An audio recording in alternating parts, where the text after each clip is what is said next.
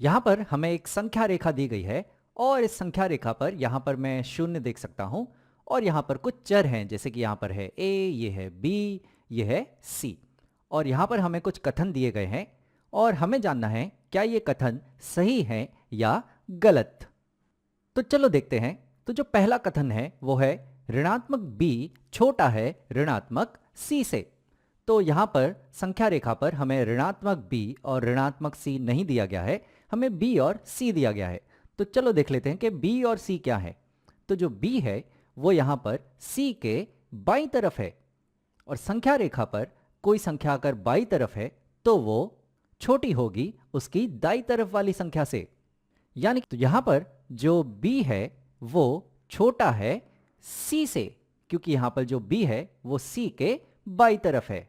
लेकिन हमें तुलना करनी है ऋणात्मक b और ऋणात्मक c की। तो चलो देखते हैं कि ऋणात्मक b कहाँ होगा। तो जो b है वो शून्य के एक स्थान बाईं तरफ है। तो जो ऋणात्मक b होगा वो इसके विपरीत होगा, वो शून्य के एक स्थान दाईं तरफ होगा। तो यहां पर होगा ऋणात्मक b। और उसी तरह से जो c है वो शून्य के दाईं तरफ है, 1 2 3 4 5 स्थान। तो जो ऋणात्मक c होगा वो इसके विपरीत होगा, शून्य के 5 स्थान बाईं तरफ। तो 1 2 3 4 5, ये 5 स्थान शून्य के बाईं तरफ, ये हो जाएगा ऋणात्मक c। तो यहां पर हम देख सकते हैं कि जो ऋणात्मक c है वो बाईं तरफ है ऋणात्मक b के, यानी कि जो ऋणात्मक c हुआ वो तो छोटा हुआ, यानी कि ऋणात्मक b बड़ा हुआ ऋणात्मक c से। तो मैं यहां लिखता हूं कि जो ऋणात्मक b है वो दरअसल बड़ा है ऋणात्मक c से।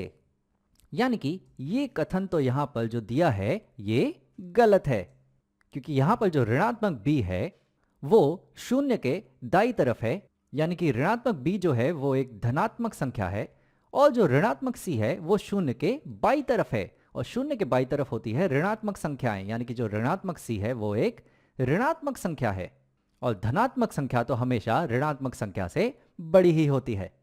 और यहां पर मैं एक और बात कहना चाहूंगा कि जो b है वो शून्य के बाईं तरफ था, यानी कि जो b है वो खुद ऋणात्मक था, तो जो ऋणात्मक b है वो धनात्मक हो गया।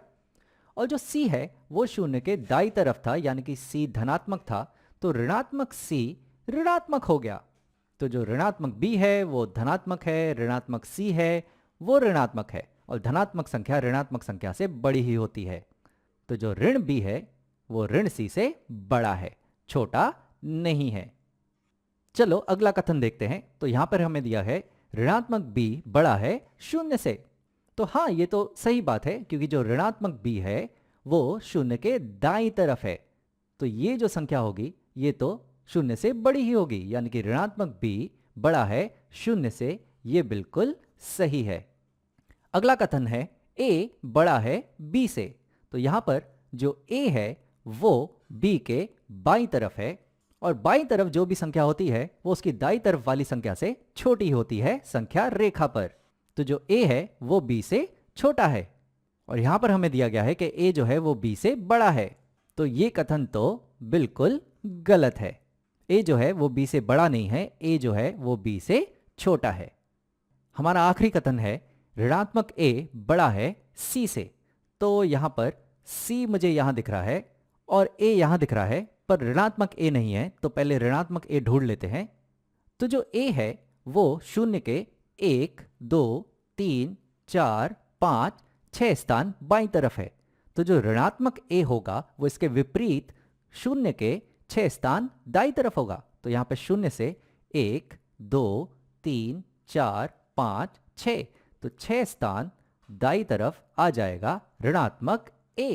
और जो यहाँ पर ऋणात्मक a है वो c के दाईं तरफ है और दाईं तरफ वाली संख्या तो बाईं तरफ वाली संख्या से बड़ी ही होती है, यानी कि यहाँ पर जो ऋणात्मक a है वो बड़ा है c से।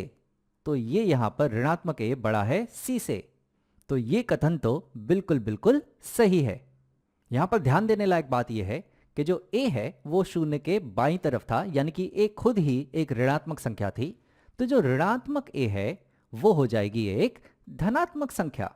तो यहाँ पर जो c है और जो ऋणात्मक a है वो दोनों ही धनात्मक संख्याएं हैं। पर जो ऋणात्मक a है वो c के एक स्थान दाई तरफ है, यानी कि एक बड़ी धनात्मक संख्या है और c एक छोटी धनात्मक संख्या है। तो इसलिए ऋणात्मक a बड़ा है c से।